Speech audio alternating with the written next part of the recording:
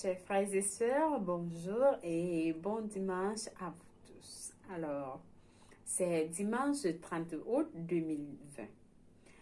J'espère que vous êtes tous installés, la famille, les enfants, tout le monde, même les voisins, appelez tout le monde à venir écouter la parole de Dieu aujourd'hui. Merci une fois de plus d'avance et pour tout ce que Dieu a pour nous en ce jour, car c'est un jour béni. Nous lisons notre passage du jour. Il est intitulé « Maintenez votre foi ». Amen. Alors, Pasteur Christ tire ce passage de Daniel 3, verset 25. Nous lisons le verset du jour. Il reprit et dit, « Eh bien, je vois 4 hommes sans lien, qui marchent au milieu du feu, et qui n'ont point de mal. Et la figure du 4e ressemble à celle d'un fils des dieux. Lui soit la parole de Dieu. » Alors, qu'est-ce que le pasteur nous fait comprendre? Il nous dit, dans le chapitre 3 du livre de Daniel, nous voyons l'histoire du roi Nabuchodonosor, son décret et son image d'or que tout le monde adorait. Alors, ce roi avait une image d'or en or que tout le monde adorait. Il allait se prosterner devant cette image pour adorer. Alors, lorsque Shadrach, Meshach et Abednego ne se prosternaient pas devant cette image dorée, il les menaça de les jeter dans une fournaise ardente. Mais les 3 garçons hébreux étaient indifférents. Alors, ils ne croyaient qu'au Dieu d'Israël et ne voulaient pas renoncer à leur foi. Et oui, ils n'ont pas renoncé à leur foi. Ils se sont imposés et ont dit, nous n'allons pas adorer ton image d'or. Alléluia. Alors, nous ne nous prosternerons pas devant ton Dieu, dirent-ils au roi. Tu peux allumer ton feu, mais ce que tu as et ce que tu as à faire, ils ont dit au roi. Leur courage et leur persévérance ont rendu furieux le roi. Et il a ordonné que la fournaise soit 7 fois plus ardente. Notre Dieu est capable de nous sauver du feu. Mais même s'il ne le fait pas, nous ne nous prosternerons pas, ont-ils ajouté ces jeunes. Vous vous imaginez des jeunes qui ont la foi et ils disent, peu importe ce que le roi, ce que je ne sais pas qui, le président dit, nous n'allons pas exécuter à cet roi parce qu'elle est contre la volonté de Dieu. Et alors, ils ont utilisé leur foi. Ils ont dit, même s'il faut qu'on entre dans ce feu, nous ne nous prosternerons jamais, jamais sur cette idole pour l'adorer.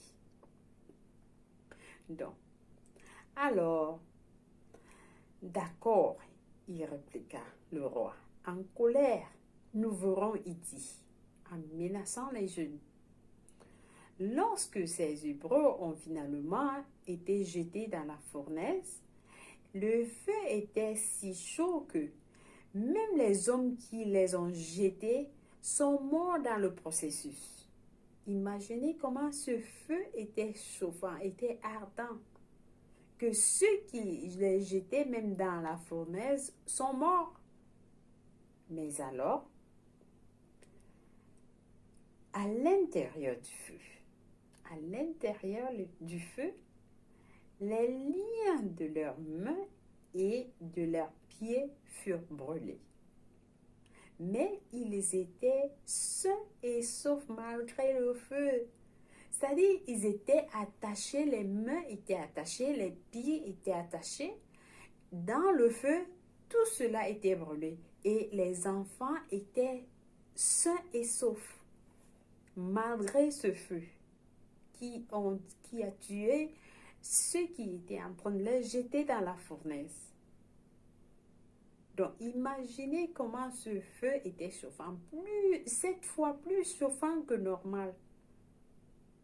Alors, ils se levèrent et commencèrent à marcher au milieu du feu, très probablement en adorant le Seigneur. Tout à fait. À la stupéfaction du roi, il y avait un quatrième homme dans le feu, marchant avec les 3 garçons. Et oui, marchant avec les 3 garçons. Mais qui était cette quatrième personne? L'Éternel les avait rejoints. L'Éternel, notre Dieu, les avait rejoints dans le feu. Dans le feu, il les a sauvés. Et c'est comme ça. Il les a sauvés.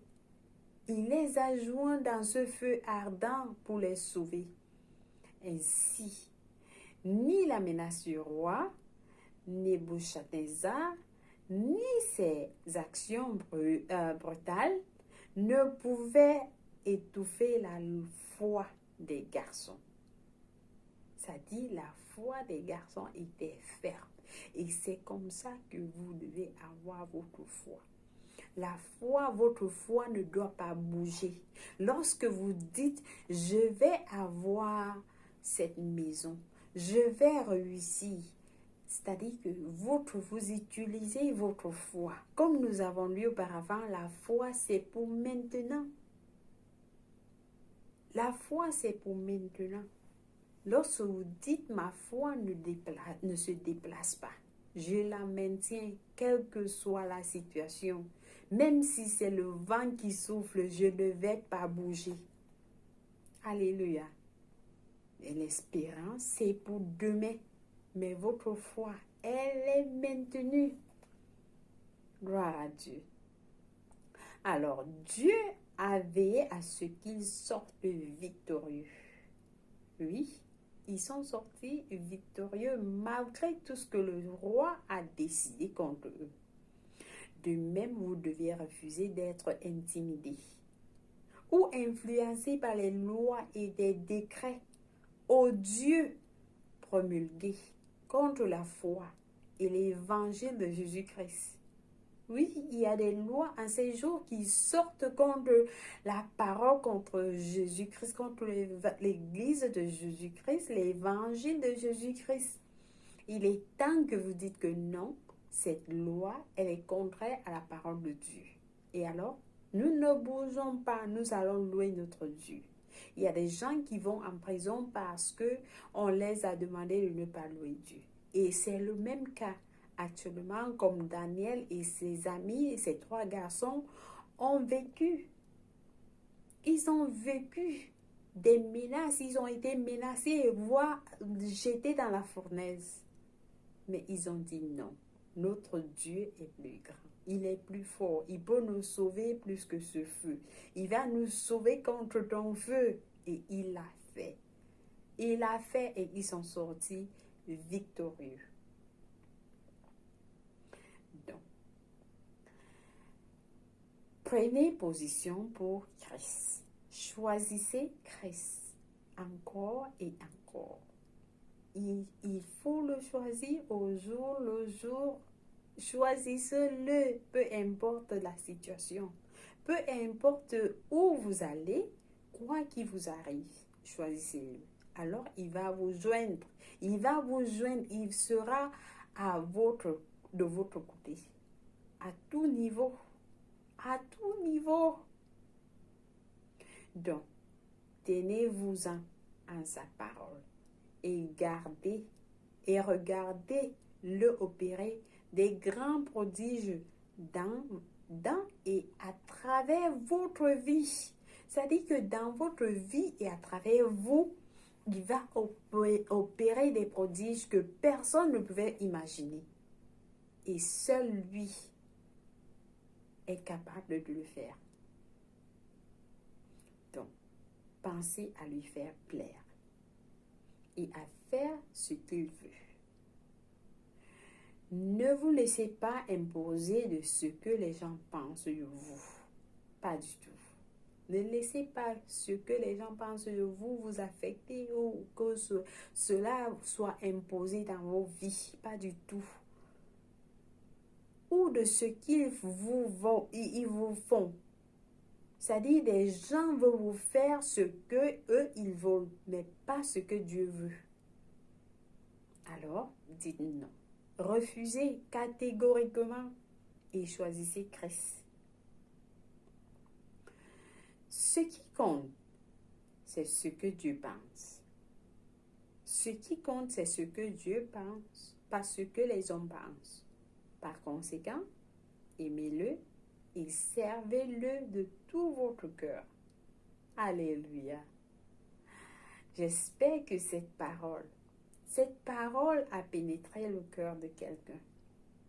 Que ce soit dans votre lieu de service, que ce soit dans les écoles, que ce soit dans les hôpitaux, il y a des lois qui sortent actuellement. Que ce soit dans les ministères, que ce soit dans le gouvernement, consultez la parole de Dieu. Si cette loi est contraire à la parole de Dieu, dites non.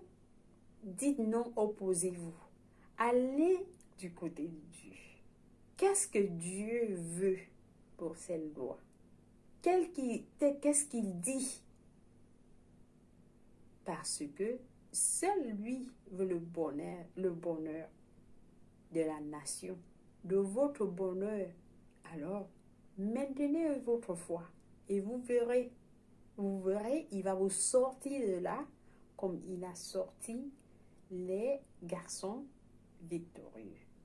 Alléluia. Alors, j'espère que vous avez été édifiés aujourd'hui et que ce passage vous a éclairci dans un certain nombre de choses. Alors, nous passons à notre confession du jour. Nous prions ensemble. Cher Père, je te remercie pour ta parole qui est ma vie. Quelles que soient les circonstances et les situations, je m'en tiens à ta parole et je suis tes conseils et ta volonté pour ma vie. Merci pour les bénédictions que je reçois et dont je profite aujourd'hui. Et pour m'avoir montré la clé d'une marche victorieuse de foi au nom de Jésus-Christ. Amen. Alors, nous passons directement à notre prière du salut qui est important. Important pourquoi? Parce que nous sommes dans la fin des temps. La fin des temps, Jésus-Christ arrive bientôt. Et il faudrait que tous ses enfants soient sauvés. Donc, nous sommes appelés à être droit avec Jésus-Christ et le faire le Seigneur de notre vie. C'est pourquoi nous prêchons, nous évangélisons tout le monde entier et parce que c'est la volonté de Dieu. Alors nous prions. Ô Seigneur Dieu, je crois en Jésus-Christ de tout mon cœur. Je crois qu'il est mort pour moi et Dieu l'a ressuscité des morts. Il est en vie aujourd'hui, alors je confesse de ma bouche que Jésus est le Seigneur de ma vie. Par lui et en son nom, j'ai la vie éternelle. Merci Seigneur, je suis né de nouveau. Alors, je suis un enfant de Dieu. Amen. Alléluia. Si vous avez prié cette prière avec moi, je vous rassure, Dieu vous a écouté et il vous a répondu. Faites de lui tout ce qu'il veut que vous fassiez. Qu'il soit à vous complètement. Amen. Alors, bon dimanche une fois de plus et je vous envoie tous les amours de Dieu de sa part. Bon, au revoir.